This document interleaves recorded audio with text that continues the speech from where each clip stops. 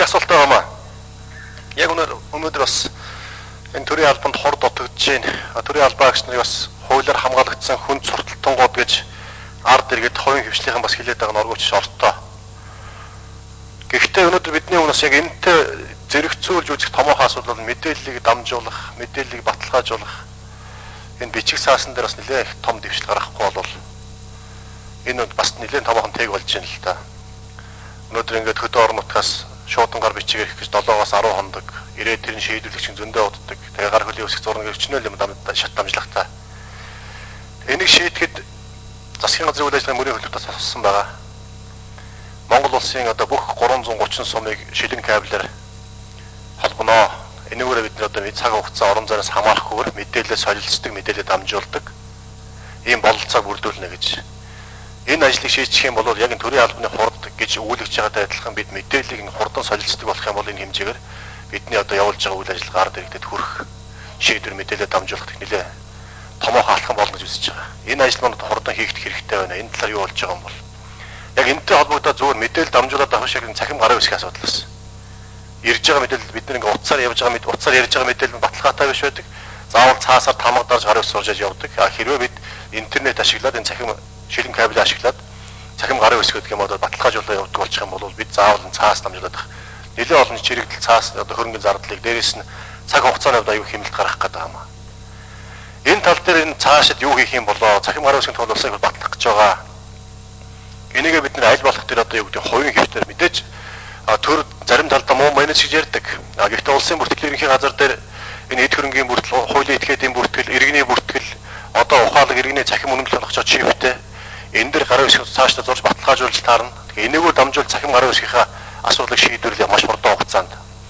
За энэ Монгол улсын 330 сумыг шилэн кабелээр өндөр хурдны интернеттэй холбоод өгч ингэх юм бол бид маш их одоо асуудлыг цаг хугацааг хэмнэх, хөрөнгө зарлыг хэмнэх бололцоо гарах гэдэг юм аа. Энэ тал дээр одоо юу хийгдэх юм бол өнгөрсөн одоо бизнесийн шинжилгээг бизнесийг дэмжихтэй шинжилгээ ясны жилд юу хийгдсэн бол цаашд юу хийгдэх юм бол ерөөсөө бизнесийн орчныг дэмжинэ гэдэг чинь хувийн хвшлийг дэмжинэ гэсэн үг. Энэ төрийн ажилч тэр хувийнханчтай ард иргэдэд дундч мэдээллийг дамжуулах, мэдээллийг солилцох энэ асуудал бол нэлээд томоохон бас ахис дэвшлиг авчрах байхаа. Энэ тал дээр цаашд юу хийх гэж байгаа юм бол өнгөрсөн жил юу хийгдөө ямар үр дүн гарваа гэдэг талаар бас асуух гэсэн юм аа. За батар дээр гаргалээ. Шүдэ асуултанд тодорхой тоо баримттай хариулт өгөөш. За баярлалаа. Бямцаг төгшөөний асуултанд хариулъя. Мэдээж шууд харилцаа техникийн газрын дараа Бат Эрдэнэ.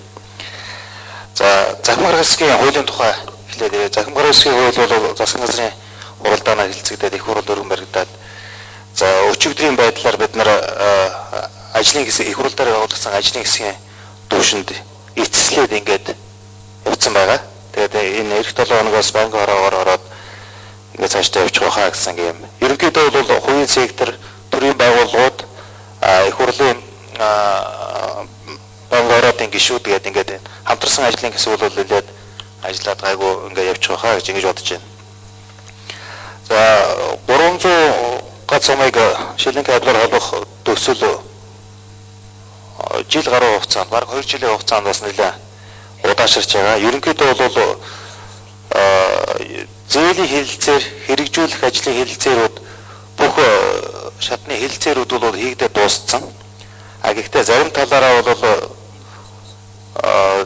тухайн зээлийн төслийн хүрээнд хийгдэх 3 багц ажлын хүрээнд бол бас ярилцах зүйлүүд байна гэж бас хологдох байгууллагуудаар шийдвэр нь гараад хэлцэгцсэн учраас яг одоо бол энэ төслийнхөө ямар хэсэг дээр адаптац хийх үү, шинжилэлт хийх үү, өөрчлөлт хийх үү гэдэг асуудал нь яригдж байна. Маш ойрын хугацаанд холбогдох одоо төслийг хэрэгжүүлэх талтайгаа зарчмын тохиролцоонд хүрээд эргэж засгийн газрын хуулиар оруулна гэсэн юм барь суурьтай байгаа.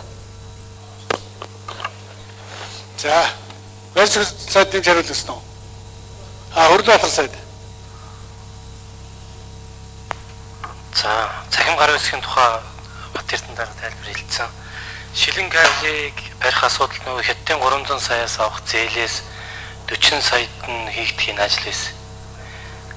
Үүнийг улсын хурлын аюулгүй байдал гадаад бодлогын байнгын орооноос бичих өгч үндэсний аюулгүй байдлын зөвлөлдөр гараад энэ ажил үндсэндээ жил орчим хугацаагаар саатсан ажил нь зогссон.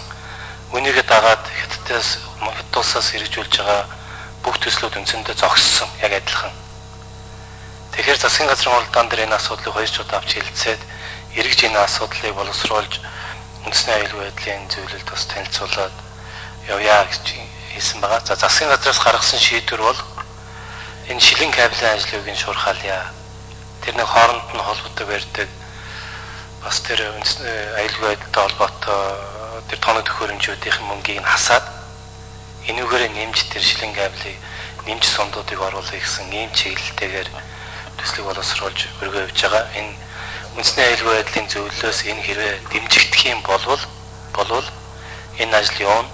Болохгүй дэмжигдэхгүй бол бид нарт одоо улсын төсвүүдээр төсвөөс санхүүжүүлэхээс өөр дарга байхгүй байна. За ерөнхий сайдын зэрэг. Тий, энэ юм зөвшөөрлийн асуултанд хариулъя. Засгийн газраар сая Хүрлбаатар сайд хариулчлаа да. Баяр сайд манай засгийн газрын гишүүд яах вэ? Бид энэ 300 сая долларын зээлийг хэрэгжүүлэх ёстой гэж үзэж байгаа. Тэгээд цааш хамтын ажиллагаанд. За нөгөө талаас энд байгаа харилцаа холбооны төслийг бас хэрэгжих ёстой гэж үзэж байгаа.